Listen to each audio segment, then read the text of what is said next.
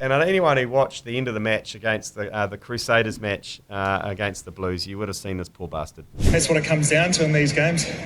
Only a handful of times you got actually into their 22 to attack. Did you feel like attack-wise you just couldn't get into your rhythm? Like I said, it was a night for defence, and they come hard at the breakdown.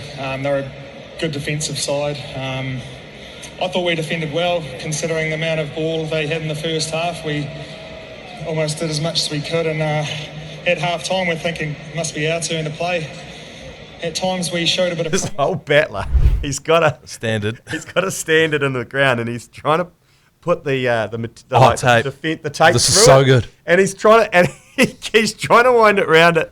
And he lets it go and it disappears. He goes in and out, it disappears. He's having an absolute shocker. It just goes on for so long, and it's really undermined the sort of rural facade of the Crusaders a little bit, because they sort of pride themselves on being, mainlanders on the end of the Canterbury Plains. And well, me and G-Lane, we sort of think of ourselves as mainlanders, and like not mainlanders, but rurally onto it. Yeah. And when we were lining up for that plane the other day, Oh, and one of my those God. came off, and we were trying to fix it. No, that was those pull and go things. The pull and goes. Oh, It was similar Crowd situation. Your crowd barrier at lining up for a plane. Yeah. And one came off, and we were trying to fix it for so long, and eventually, G-Lane just tied it around the thing.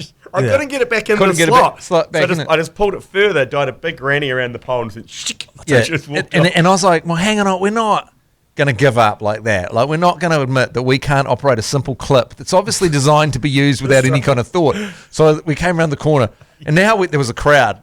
Because there was actually a lot of people lining up for security, and everyone was looking at us and laughing at us because G-Lane had tied the big bow. Yeah. I was like, no, we're not going to be laughed at. We're going to prove that we know how to do it. And so I undid another one.